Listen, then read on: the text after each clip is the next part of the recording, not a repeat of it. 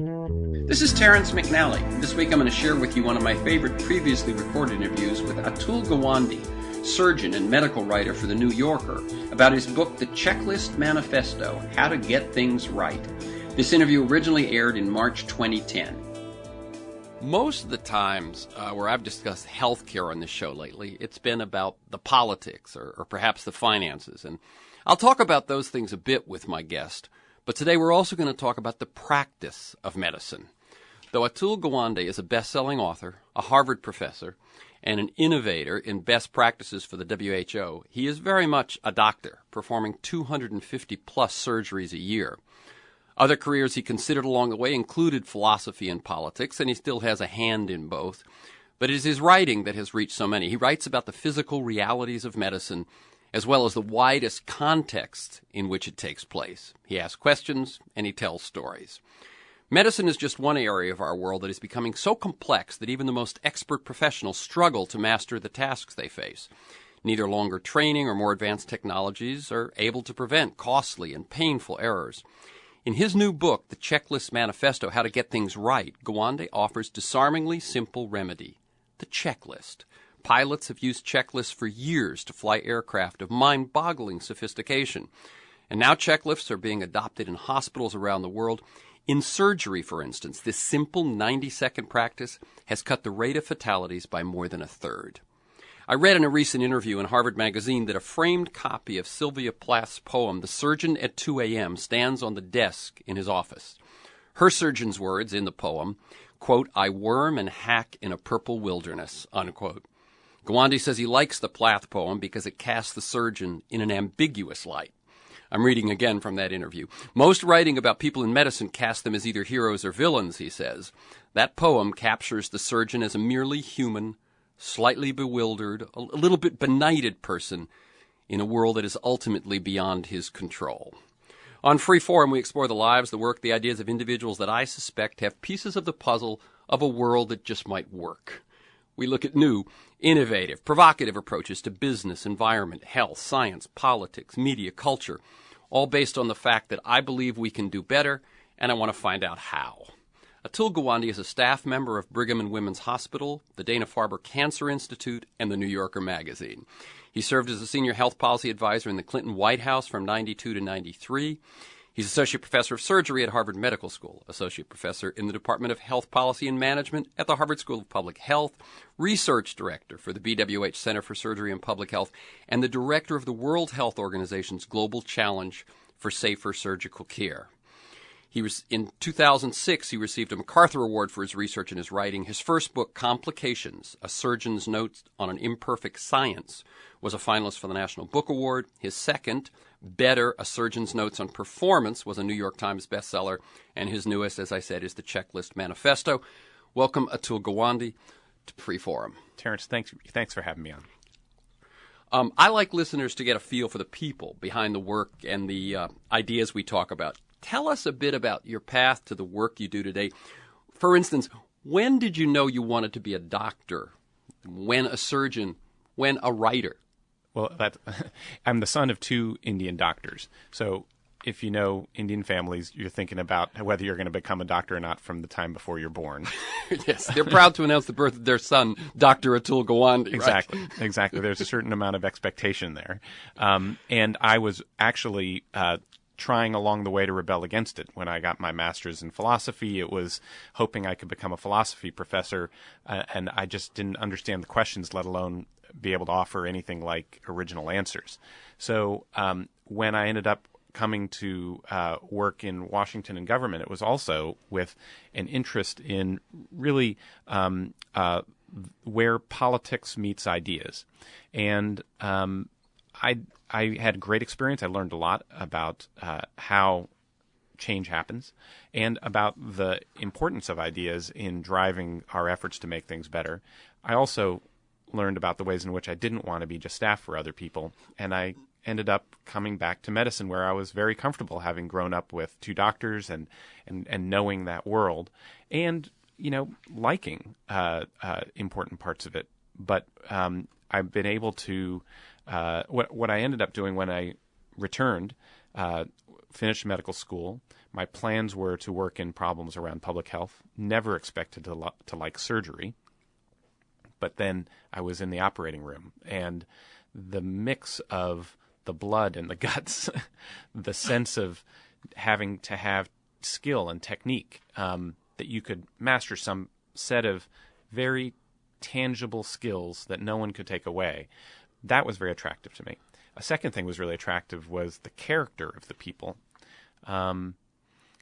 Surgeons were people who had a great deal of confidence in themselves, and yet also made mistakes, had things go wrong, had to figure out how to handle it, and how to take responsibility for it. They were people who felt that action was better than inaction, even when they knew that they didn't know everything, that their skills were imperfect. And I felt like that was the kind of person I myself wanted to become. So that led me down that road. Yeah, I remember reading that quote. I was going to ask you about that thing of that. This was a thing that I thought might help me become the person I wanted to become. In that sense of balancing that fallibility and yet action? In a funny way, I felt like my time in Washington was watching politicians grapple with the uncertainty of the world. There are things that are there's knowledge about what can be done, and so you're trying to pull a very contentious world towards better solutions that are recognized. Something like covering the population. We've been working for a century for trying to accomplish health reform to make sure that everybody has access to health care. But then you're also working in areas where there's just plain only rudiments of information. How do we actively control the costs in ways that also improve the quality of care for people? This is an area we're going to be struggling towards, and we want to have forward progress. And whether it's the surgeons or the politicians that I've watched the best seem to be able to grapple with the uncertainties, push forward, make wise decisions, while recognizing at times they're going to fail, and live with that fallibility. Yeah, I'm struck. I would think one of the other things, just looking at those two choices where you're both trying to do the greater good and so on, is the immediacy of surgery. Yes. The action is now. The feedback is moment to moment. And I had a friend when I used to be in the entertainment industry who had been in the record business and looked at the film business and just said, it takes too long. Well, I don't think I could give up surgery because it is that sense of accomplishment.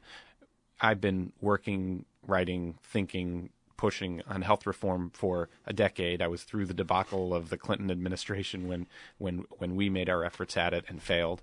And the one thing every time I finish my day in the operating room is I felt like I accomplished something, where you're never quite clear on what we do with writing or thinking about public health, that we are getting as far as we want to.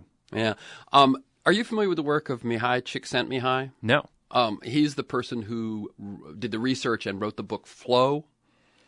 And Flow, which you may have heard of. Yes, absolutely. Of course. He says 3 conditions: clear goals, good feedback, and a stretch between challenge and skill. Very what you know and what you're pushing. And it turned out that people think of rock climbers, ballet dancers, that sort of thing. Surgeons were very, very high on the flow. There are, and in fact, I write in this new book about the moment when you actually achieve flow in an operating room. And it's not an individual moment. That's the really interesting thing, is you have a half dozen people that have to be working together, and there are only certain moments when you actually achieve that pit crew-like flow, when everybody's anticipating one another. The problems you hit seem to be ones that you move through effortlessly, and it's like a symphony. But I had always assumed that you could not achieve that except by the luck of the people you have gathered that day, your chemistry, your mood, and so the idea that you could really achieve that more commonly in ways that made it more likely you also happen to be saving people's lives and not just having fun that day in the operating Right. room was part of what I've been very interested in. Very good. I'm Terence McNally, and I'm speaking with Atul Gawande. He's a surgeon, teacher, author of Better, A Surgeon's Notes on Performance, Complications, and his newest, The Checklist Manifesto, How to Get Things Right. And you can learn more about Atul's work at Gawande. That's GAWANDE.com, Gawande.com. You can visit me at terencemcnally.net to learn more about the show, guests, podcasts, transcripts, and so on. And you can email me at temcnally@mac.com to sign up for my weekly announcement telling you who's going to be on and what we're going to talk about. I want to stay a little bit with this thing about surgery, politics, writing, these differences. We'll get deeper into, I think, two big subjects we'll talk about will be checklist and health reform. But how do you compare writing and surgery? We've talked about one difference, which is at the end of the day, you don't know whether you've accomplished anything writing. Yeah, I feel like they're completely different. Surgery is partly physical, partly making momentary judgment, and a lot about teamwork. That's right. Writing is solitary. It is in my head, and it allows for constant revision. I'm an okay writer, but I've gotten better and better at being a good reviser and constantly rework the in a way that you can't do in the operating room. You get first draft in the operating room. Right. Each one can build on the previous one, but that day, that moment is that moment. That's absolutely right.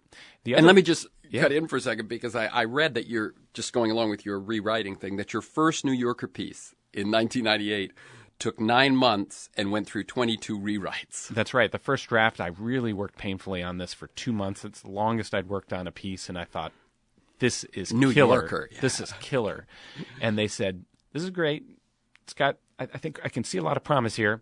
You can probably use a little work at the beginning, and in the end, that's really got to go. And then in the middle, I don't know where, but I'm sure we'll get somewhere. And it was 9 painful months of back and forth, and it really just first adding stuff in, then pulling stuff out. But it got better every time, and I learned a lot. I've learned a lot with every piece. The role of the editor is something I don't think people understand, but they are the coach. And that's the one place where, in a different time relationship, it is a team.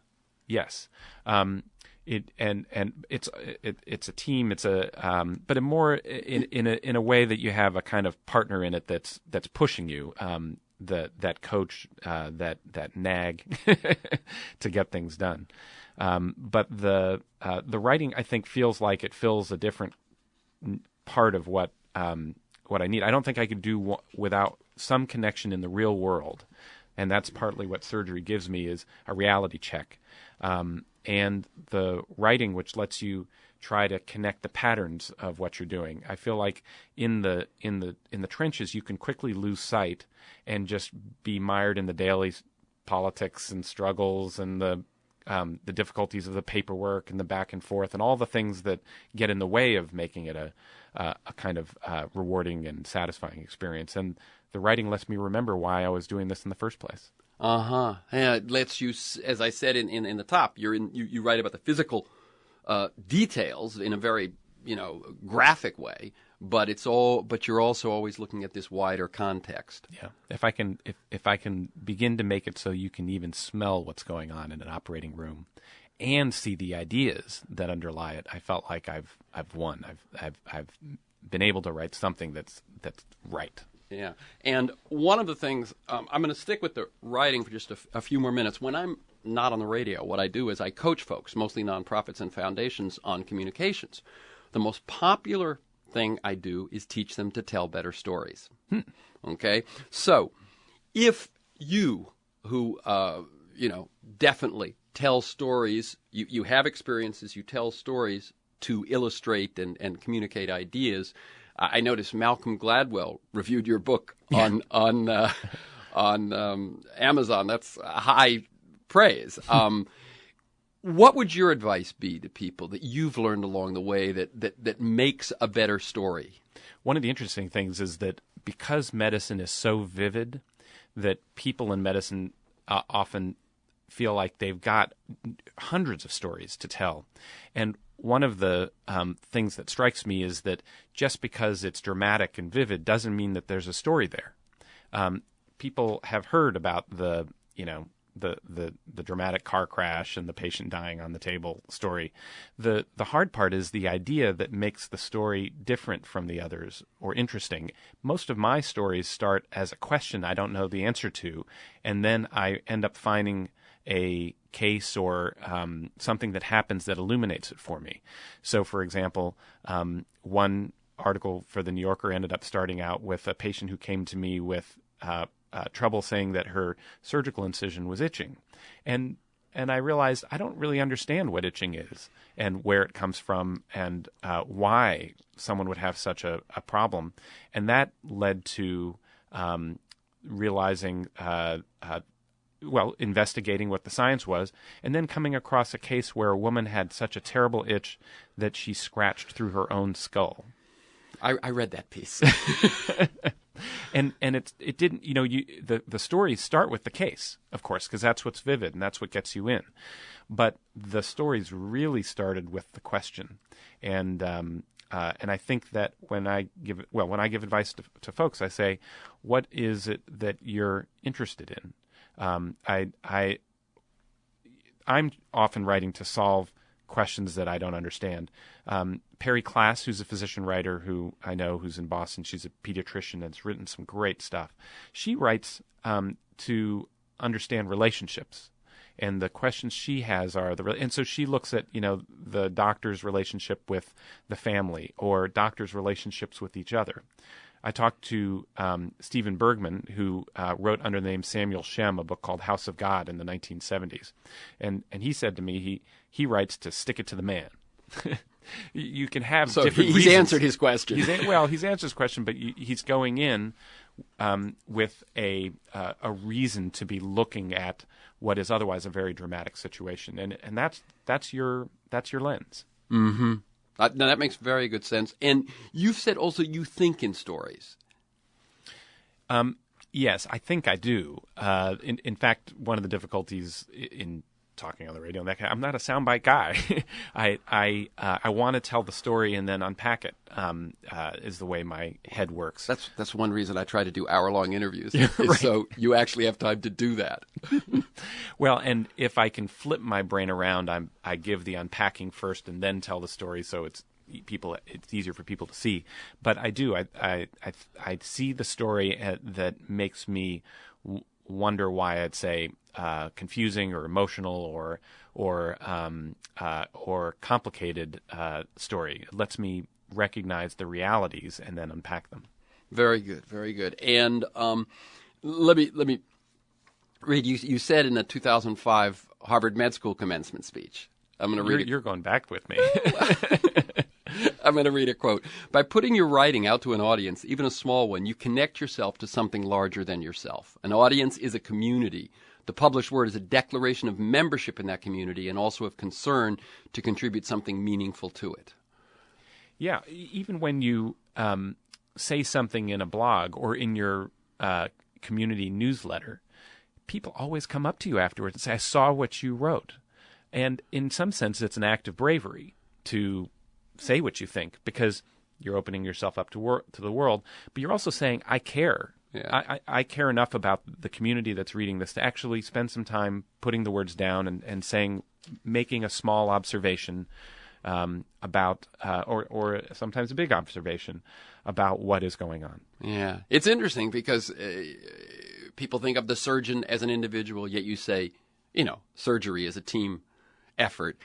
Writing is individual, and yet you tie that to the community. So I see, this certainly You're plays. speaking to somebody. Yeah.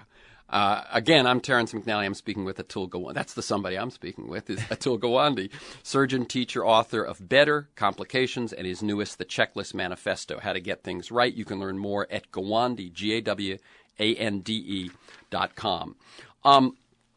Let's talk about the book, and then we'll talk about health care and health reform at the end.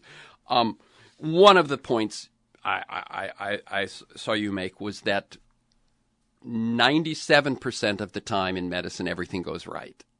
That's right. In hospitals, whether it's the operating room or otherwise, 97% of the time, things, in studies that we do pretty well. But when we're talking about millions of people going to hospitals, 50 million people having operations, the 3% where it doesn't go right is not a small matter. Right. That's the number. I mean, that number of whether it's 100,000 deaths a year or something has been something I know I've been reading about, talking about for a decade at least. Yeah. And you start with questions as a surgeon. That's a question: is how do we solve that? I think a lot of people would be surprised to learn that a checklist is a new idea. Yeah. How is that so? Yeah. No. So the problem we were handed by the World Health Organization was that there was an explosion in the amount of surgery in the world because people were living longer due to the improvement in economic conditions over the last couple decades, living to the point that now infectious disease is no longer the number one killer in the world. It's not diarrheal illness, for example. It's now cardiac disease, and road traffic accidents are a top 5 killer. Cancers are in the top 10. People are living longer to get cancer. So while this may have been true in the U.S. and other, advanced countries for a while, it's now spread globally. That's right. Yeah. And so the amount of surgery in the world has exploded. It's 250 million operations a year. It has exceeded the number of childbirths, but with death rates 10 to 100 times higher. So it's suddenly become a public health issue. And when you have that level of harm, over 1 million deaths a year, what do you do about it? We've used 2 main tools in medicine to handle the complexity of doing something as complicated as surgery. And that has been train and train and train and train. So we've specialized and super specialized and created more and more compartmentalized people. And we've added more and more technology. The thing is that despite all of that, we in the United States have over 150,000 deaths after surgery. We know half appear to be avoidable with knowledge that exists. And we have not employed a tool which folks in aviation have. Actually, in most professions, we've not employed the tool that aviation folks have embraced, which is the idea of a checklist for professionals. We feel like the whole point of becoming an expert is having enough experience that you know what to do. And pulling out a checklist is a sign of weakness, if anything else. It feels like you're just dumbing things down, and that's what you do for folks who are untrained. But the aviation world really had a different set of values that they embraced. The idea of using a checklist is a set of values, and it says we are humble enough to recognize that our brains will fail at times, even when you're an expert, that you need an aid to make sure things don't fall between the cracks. And their checklists are designed to handle teamwork, to make sure the teams have things together. And so it also embraces a value that it's not just the individual who matters here. This isn't just the surgeon's show when you bring a checklist in the operating room. Which is where that sort of personal, this is below me comes in, right? Is in that if it's just my show and just my ego, etc. Yeah, we as surgeons expect the nurses to have run through checklists, and nurses have embraced it for half a century. They make sure that the contact lenses are out on the patient before they come to the operating room, and that that there's no dentures in, and those kinds of critical things that can lead to harm. But when it comes to going through the decisions that I have to make as a surgeon, do I have to check? My gosh, why would I? I know what I'm doing. Yeah, otherwise I wouldn't be here. Yeah. If you will, I think this is an opportunity, as you do in the book, to share a couple of stories of situations where either a checklist wasn't present or a checklist was. Well, it's not hard to find the stories of situations where a checklist wasn't present. An example is a patient of mine, a patient who came to me who had an emergency operation for a splenectomy removal. He was bleeding terribly, came into the emergency room in shock, rushed to the operating room, and they followed through every step correctly, removing the spleen, getting things under control, really saving his life, except one. When you've taken out a spleen, there are 3 vaccines you have to give because the spleen handles 3 kinds of bacteria that if you don't have the spleen, you need to have that vaccine against. They forgot. to give the vaccine. 2 years later, he got a pneumococcal infection that spread throughout his body because his spleen wasn't there. They saved him from it, the infection, but he lost all his fingers and toes. I've seen this error happen in my own hospital, too. Wow. And I must say, that's one that I'm surprised by, because it seems like spleen equals vaccine. That's right. Would be, I mean, some of the other cases you said, the one about the person who came in on Halloween with a stab wound. Yes. And it turned out you figured this wasn't your case, but they figured knife. They did what they would do for knife, and it turned out there was enormous internal bleeding. The person almost died on the table because the weapon on Halloween was a bayonet. That's right. The which other guy I was guess dressed goes as in a soldier and rips out. But this spleen with a lack of vaccine, that one sort of shocks me. Yeah. And is it because it was an emergency? No, because No? the decision making after everything's calm, you have time. Anytime in the first couple of weeks after the operation, you can give the vaccine. But it's that you have to have groups of people working together in ways that often will think, oh, the resident's taking care of that. The resident might think the attending surgeon is going to take care of it in the office. The attending surgeon thinks the primary care physician is going to take care of it. Or people just forget. Yeah. No, I get it now. In other words, it isn't that they need the vaccine that moment, but they need the vaccine. Yeah. So So that kind of case with a checklist will work. Now, well, let me give you so the interesting thing about how we've designed our checklist is to face the reality that there is no recipe for every single operation and every single thing you have to do. You have 4,000 different kinds of medical and surgical procedures, and we're just entering this world. So what we did was we learned from Boeing how they designed their checklist for the airline world, where you have to make it so that they're useful even in a situation where you have a crashing plane, tremendous stress, only 2 minutes to act. And a lot of it is about being able to select what are to focus on the killer items you don't want to miss for people, and on making teamwork work. So in the operating room, we made a checklist that we timed to only be under 2 minutes for people to execute in normal practice. And the checks are some dumb things. Make sure an antibiotic is given. Make sure blood is available before you make your incision. But the other things are really interesting. Make sure everyone on the team has been introduced by name and role. Make sure that the surgeon, the anesthesiologist, and nurse have each had a chance to say what their plans are and what their concerns for the operation are. At the end of the operation, it doesn't spell out everything you're supposed to do. It just says make sure everybody on the team has thought together out loud what are the things that have to be part of the plan for the recovery of the patient. And at that moment, at the end of the splenectomy, is when someone in the room is far more likely to remember, oh, yeah, we can't forget that this patient has to have vaccines, and that needs to be put in the orders when they leave the room. So you're busy high-fiving. We saved this guy. Right. And you got to take that moment to pause and say, is there anything we could be forgetting? And that's what that little 19-item checklist was what when we implemented in 8 hospitals around the world. We deliberately went to some of the top places, University of Washington, Seattle, Toronto, London, Auckland, and poor places, rural Tanzania, New Delhi in India, Jordan, Philippines. And in every hospital, we had a reduction in complications. The average reduction in complications and deaths was over 1/3. That is phenomenal. Now, I think what I'm getting then is that there isn't a special one for splenectomies. Well, we may reach that point. The aviation world started out with a simple set of checks for any kind of airplane. And then eventually they've developed checks for each kind of airplane and each kind of situation the airplane might run into. And we probably will evolve in that direction.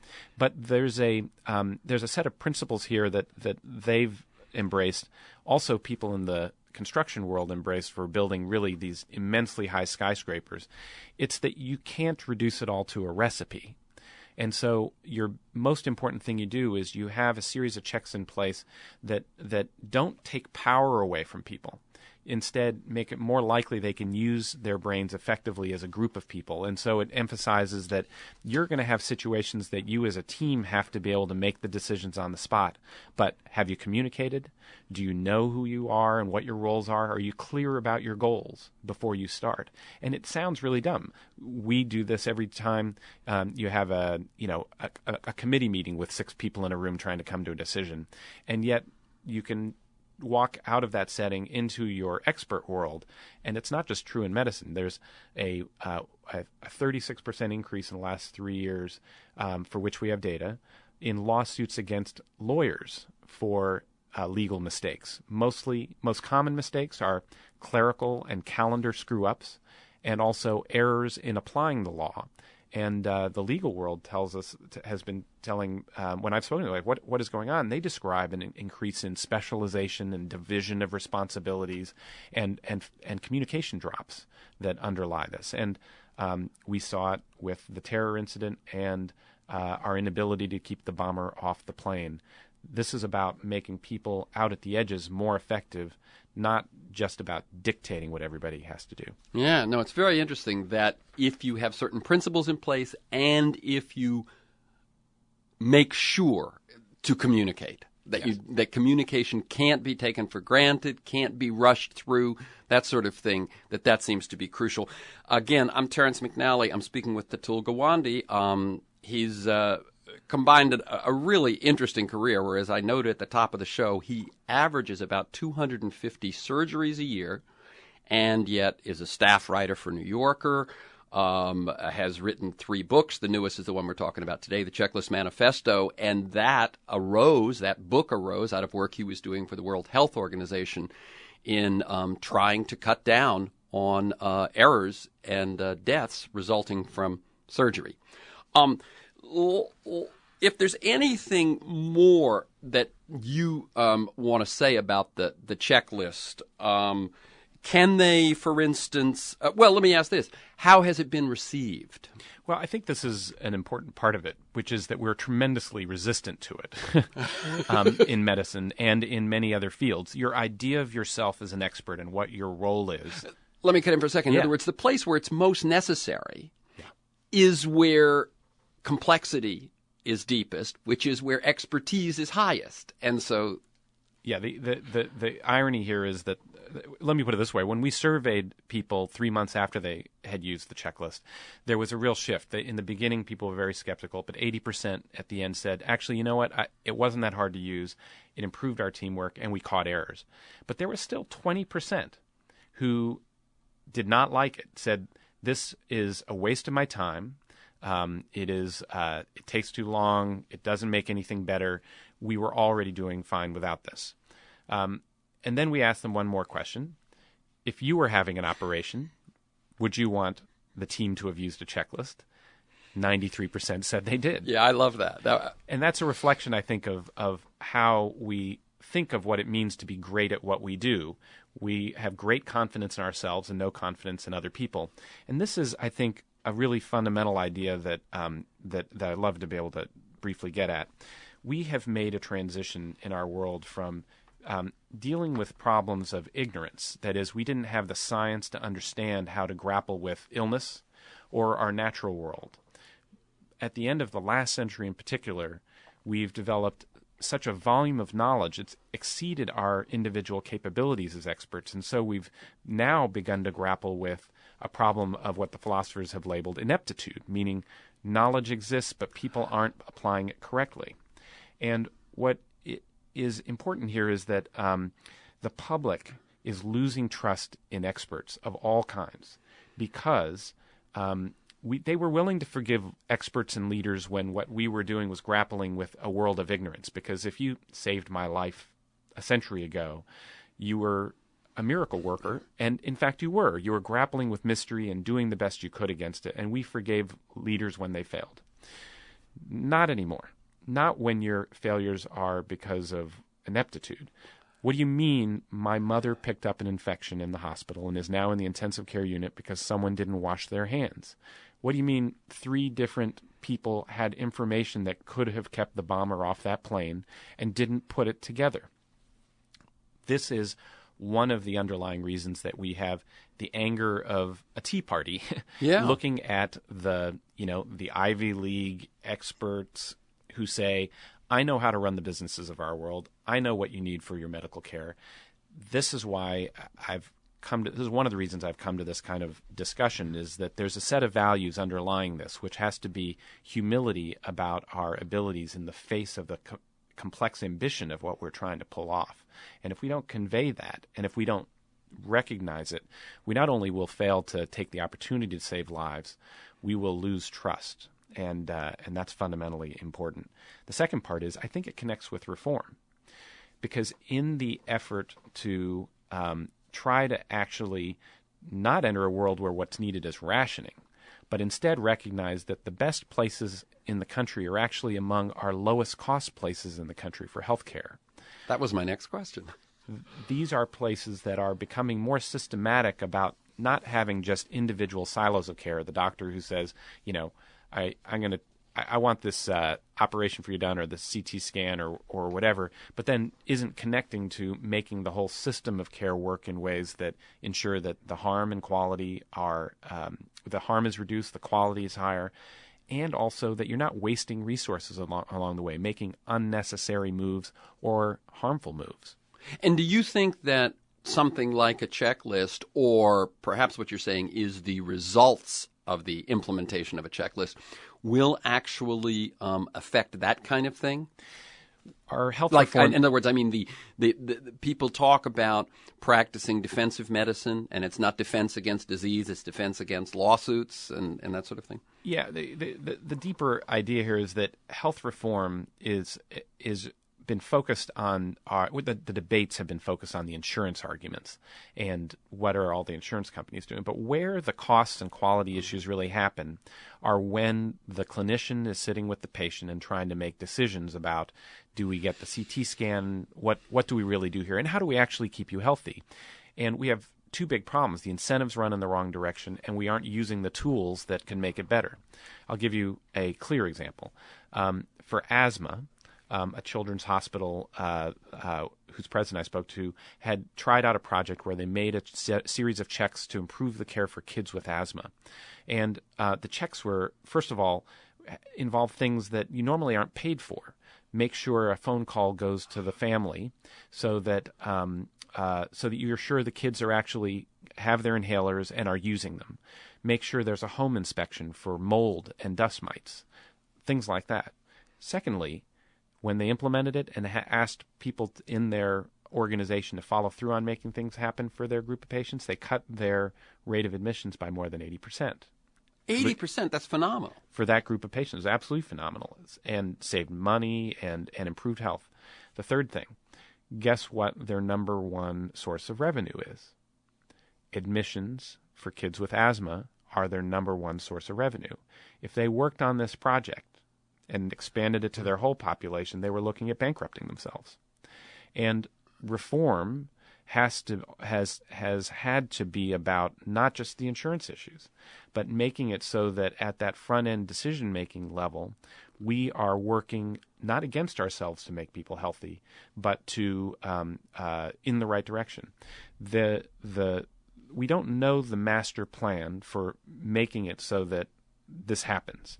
We know that the fee-for-service system that only pays you when the patient is admitted and only pays the doctor when the patient's sitting in front of them and they're going through decision-making. And seems to, in the current world at least, pay them for sure when they do a procedure. That's right. We're paid or pay someone for sure when they give a prescription. We're paying individuals for quantity instead of organizations to achieve quality. Wellness, yeah. And there are incentives in the health reform plan now to make it so that you not only are starting to create this panoply of checks in place, learn how to do that, but provide the incentives to do it. But it means medical communities really reinventing themselves at the front line. So, for example, bundling the care. There's experiments in giving communities a incentive to pay a bundled price for asthma, for example, that those kids would, whether they're being seen in the hospital or in the doctor's office or wherever, the care of their population for the month or the year would be a bundled fixed price, that there'd be measures of quality, and if people were raising quality and lowering costs, we'd see whether this is working as a way. It's a great idea. We don't know completely for sure we can make it work right, and it involves big changes in the way doctors are paid and arguments among doctors about who gets the money and all those things. But it's the ones we need to be having right now. And so that's why this really links together. It's why I'm writing about this now. This is our next step for making a better health system. Very good. That connection is really important. I'm Terrence McNally. I'm speaking with Atul Gawande. He's the author of Better, Complications. Those are his first two books. His newest is The Checklist Manifesto, How to Get Things Right. He's a surgeon who performs 250 surgeries a year in Boston, but he also is a staff writer for The New Yorker. And you can learn more about Atul's work, as you can see, which covers a lot of ground. And your website is very user-friendly. Gawande.com. There's a lot there. Gawande.com. Gawande.com. One of the things you were just talking about when you were, and I found you saying we, about the health reform package, is that I do agree that most of the arguments have been about insurance, about abortion, about those sorts of things. One of the things that when certain things that progressives favored were not likely to show up in the bill, then there were the series of articles by folks saying, well, it's still worth it. And one of the things that I saw that I hadn't seen at all until that point was that embedded in there are a lot of pilot programs, experiments, like a wide range of things that haven't been tried or haven't been, government policy that are going to be tried. We don't know what's going to work, what's going to not, but that this is really a big piece of this. Yeah, when you hear that, in fact, the Republicans made great fun of this. Against costs, we're going to do pilot programs. It's wimpy. It's weak. This is going to just explode as a cost, and we shouldn't even embark on the experiment. Oh, right. If they all work, we'll be. Yeah. we'll be. Yeah. I don't believe it. It's not going to happen. And I think there's still an open question whether we can succeed in making all of it work. The thing is that there's a set of beliefs among some people that the only way to make it work is rationing. And then there's another group of people who say, look, we'll never even have the stomach for rationing, therefore you shouldn't cover the population in under any circumstance because we'll never be able to afford it as a country. And this is really observing that we have knowledge of some communities that are higher quality and lower cost medicine. They include places like Kaiser Permanente, where the physicians are on salary and really focus on being organized together. So that goes against that fee-for-service. It does. It goes against the way most physicians are paid in the country. We see it in places like Cleveland Clinic, Mayo, the Mayo Clinic, which are achieving extremely high levels of quality, and for their local communities, lower intensity of care. They're less likely to be over-treating or under-treating patients. But we don't know how to take that model and put it in a brand new place. How do you put it in a Texas community like the one I talked about, where it's one of the most expensive places in the country for health care. Medicare costs are twice what it is in another community that has also a border town, and El Paso and McAllen were the two places I compared, and McAllen was twice as expensive as El Paso. And the reasons were the disorganization of care, a culture that really emphasized the business opportunities of medicine, and bringing communities that are high cost, and actually it was achieving lower quality than the place that cost half as much, El Paso. Bringing communities across the country that are struggling with these questions to try new forms of organization. This is a big deal. And, let me just say, by the way, experiments. This, if one goes to Gawande.com, that's the article called the cost conundrum. The cost conundrum, and it's where he compares. It's really powerful stuff. Again, comparing two similar communities with outrageously different costs. Let me ask a question that is about the insurance, or is about just the numbers of costs. It has always seemed to me that if one compares, for instance, single payer or Medicare for all, that it has the distinct advantage of lower administrative overhead, whether that's you don't need to make a profit, you don't need to advertise and market nearly as much, you don't need as much paperwork and so on. And I believe the numbers are something like 4% overhead for Medicare and something like 20%. And I think I'm being pretty conservative in both cases for private health insurance. To me, that's 16 more cents of every dollar that's going to healthcare or not going to healthcare. Is there a compelling argument against that? Well, there is no. On one level, no. It's a question of the public has been. There's a large portion of the public that feels that having that control in government of having a single entity controlling healthcare is taking away their freedom, and we are in a fierce argument over a set of values here. Whether that price is worth it or not. I think there's a real test here. I was going to say, take into account the fact that most of them will or their parents are already on Medicare. So no, absolutely. And you'll have the arguments of people who come out and say, keep your government hands off my Medicare. And we don't love the insurance companies. We don't feel that they're any better bureaucracies than the ones we deal with in the government.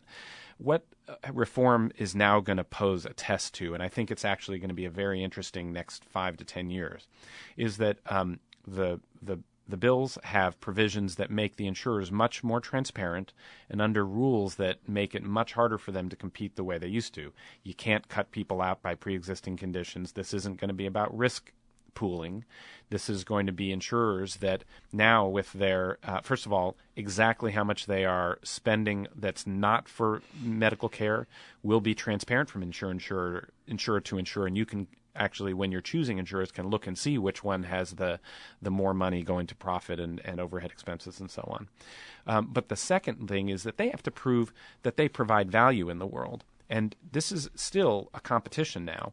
Both Medicare and the private insurers are going to be working community by community to see if they're putting the right kinds of tools and pressures in place to bring doctors and hospitals to get higher quality and lower cost results.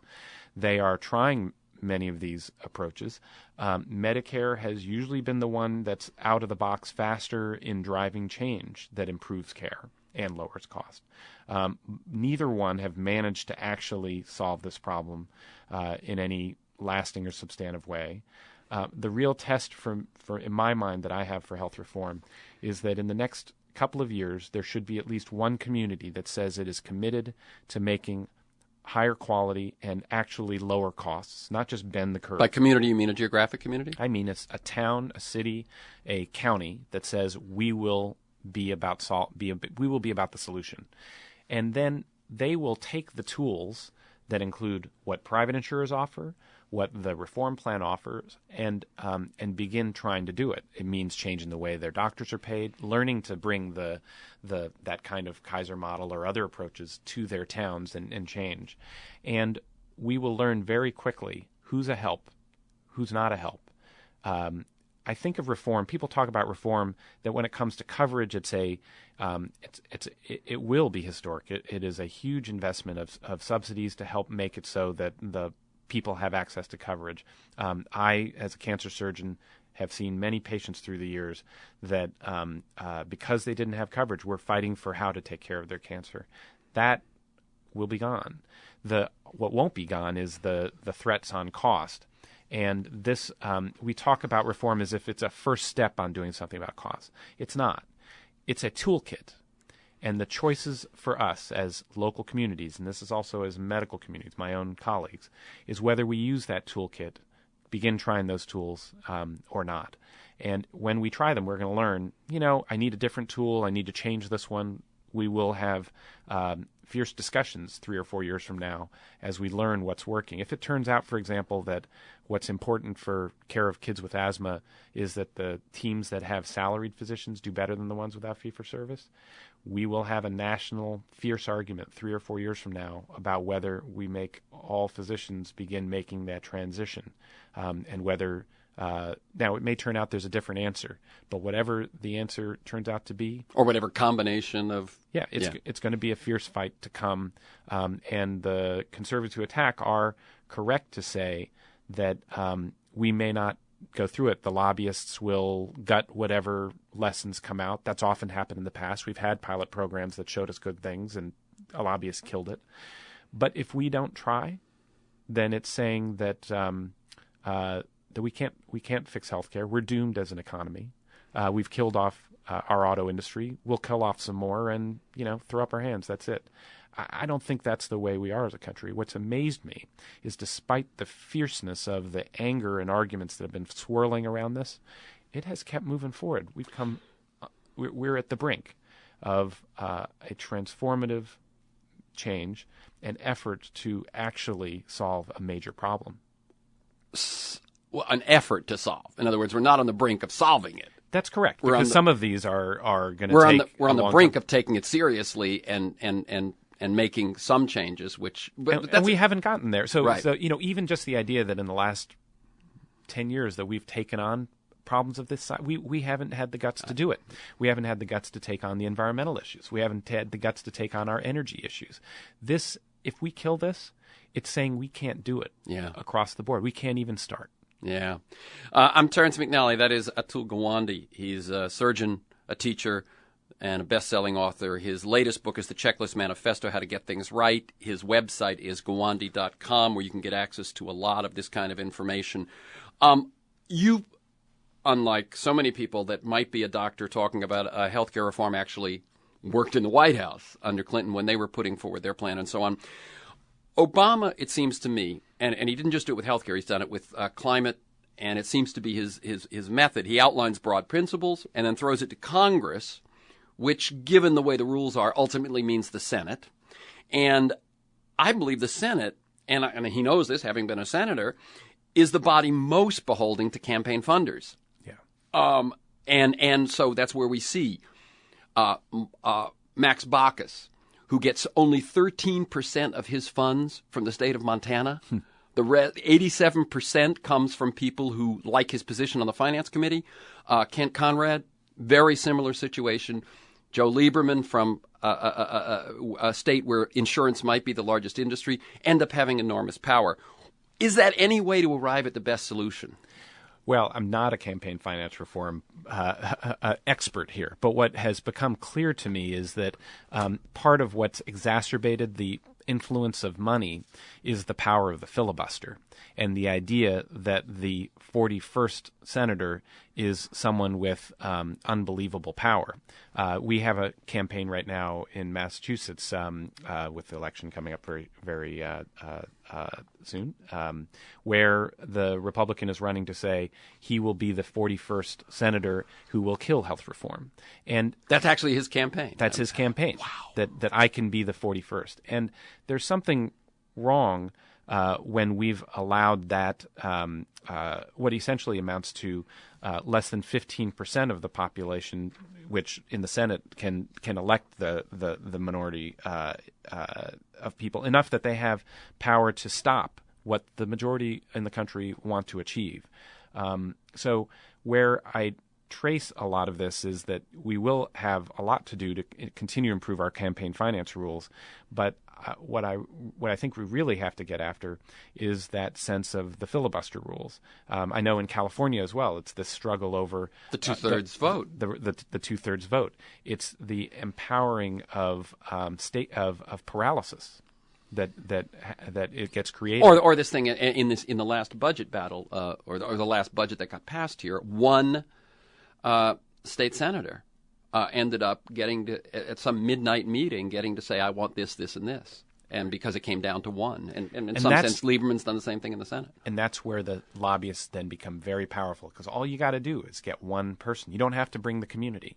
You just have to get one person. And that's where power works. And that's where it's so anti-democratic. And as you probably know, you said you're not an expert on campaign reform, but maybe by the time this airs, the Supreme Court will have made their ruling on campaign finance, in which they are very likely, or they are expected to remove all limits on corporate contributions. if that's news to you, that's a scary one. Well, and I think what the key, I think, here is that how is it that the campaign finance has its power? It is by being able to take advantage of rules that give power to even just a single person to stop things cold in the face of what the majority considers important. And I think the filibuster rule has been damaging. Mm-hmm. So you're saying that even that another place of leverage, even if the Supreme Court rules thusly, and we have to deal with all that, is by working within the Senate rules. I think that would take a great deal of courage, and I certainly hope it happens. Finally, we've got about a minute and a half. What I know you listen to your iPod in surgery. What are you listening to these days? What are you reading? Oh, great.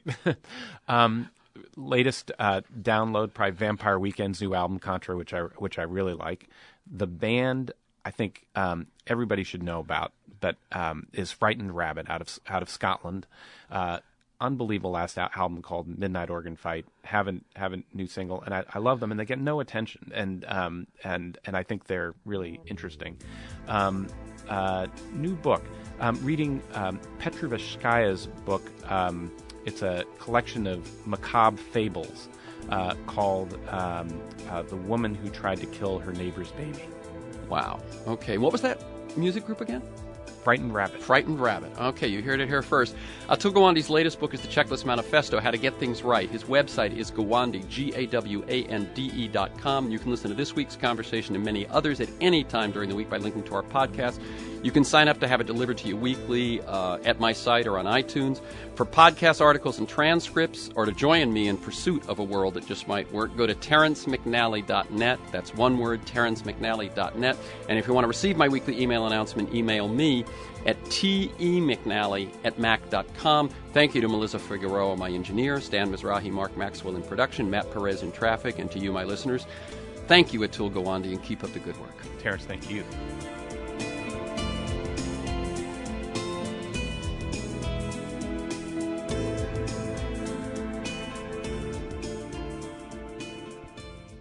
I'm David Pakman, host of The David Pakman Show on the Progressive Voices channel on TuneIn. Check out my show at davidpakman.com. That's David, Pakman.com. Our friend David Sirota wrote a great article about how the wife of New Jersey Governor Chris Christie is receiving a huge salary, and her employer is also receiving huge fees, even after their contract has been terminated.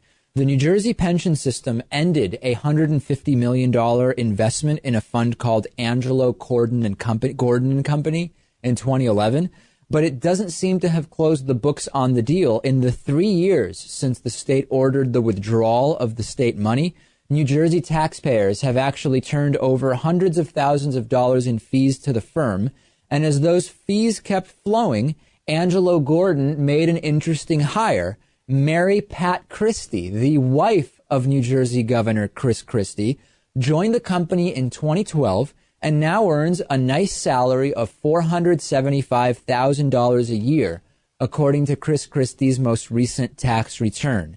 Now, one spokesperson said, well, it can kind of take a long time for these payments to completely stop, and there's nothing weird going on here. But a number of analysts and treasurers from other states have indicated this is incredibly concerning, red flags all over the case. And if the allegations are true, Lewis, which we seem to have all the evidence that they are, more evidence of New Jersey gubernatorial corruption, more evidence of Chris Christie corruption. Doesn't surprise me at all. I think it would be pretty hard for them to plead ignorance on this one. Yeah. Although I'm sure that will be the case. I know there have been worse politicians, but Christie is no angel. There's a lot of corruption around this guy. Under Chris Christie, fees paid by New Jersey to financial firms have more than tripled to almost $400 million a year, including, of course, the fees paid to the company that a couple years ago completely disconnected from any contracts or any deals or anything. They said, let's hire the governor's wife and pay her almost $500,000 a year. Chris Christie can't possibly run for president now with all of these scandals as part of his repertoire, right? I mean, he's looting the state of New Jersey. It seems he is, but I really don't know what his support would look like if he ran for president. I'm guessing it probably wouldn't go too well. You've been listening to part of the David Pakman Show on the Progressive Voices channel on TuneIn. For full audio and video podcasts, interviews, and much more, check out our website, davidpakman.com. That's David, Pakman.com. And check out our YouTube channel at youtube.com/The David Pakman Show.